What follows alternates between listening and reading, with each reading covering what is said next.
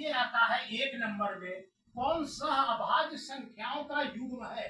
2024 और 23 में ये आया है।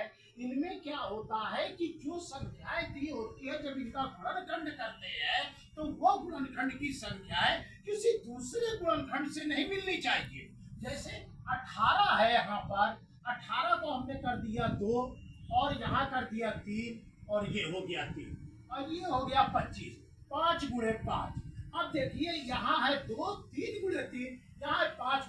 कोई भी इसकी संख्या इसमें सम्मिलित नहीं है, इसकी कोई संख्या इसमें सम्मिलित नहीं है। अतः यह जो है सभाज्य संख्याओं का एक युग्म है।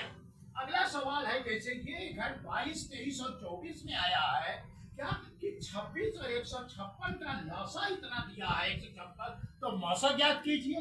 तो हम क्या लिखते हैं सूत्र इसका, मौसा बराबर पहली संख्या गुणे दूसरी संख्या बटे लसा कितना दिया हुआ है 156।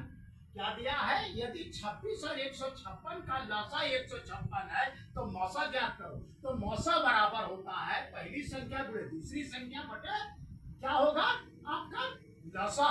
तो हमने ये काट दिया, तो हमारा जो है इसमें मौसा कितना आ गया प्यारे बच्चों, 26 आ गया। ये 2 नंबर में सवाल आ सकता है।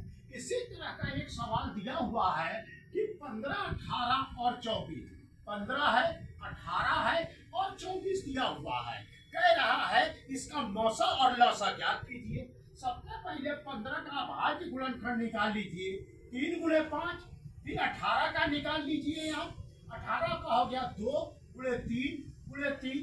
अब आ जाइए 24 का 2 गुणे 2 गुणे 2 गुणे 3। अब आ जाइए मौसा। सबसे पहले महत्तम समापवर्तक। महत्तम समापवर्तक क्या होता है कि जितने भी खंड दिए हों वो संख्या सब में मिलनी चाहिए। जैसे ये 3 देखिए आप, ये सब में दिया है तो मौसा हमारा कितना हो गया, 3 हो गया। अब लसा के लिए हम क्या करते हैं, सबसे पहले पहला खंड उतार लीजिए 3 गुणे 5। उसके बाद देखिए 2 है, एक 3 मिल गया तो एक 3 बच गया। अब आप आ जाइए 2 कई बार है, 3 बार। हमने कई बार लिखा, 1 बार, तो 2 बार ये बच गया, 3 तो मिल चुका है। अब आ जाइए इसका गुणा कर दिए, 2 दूनी 4 दूनी 8, 8 पंचे 40, 40 दिया 120, 120 दिया 360।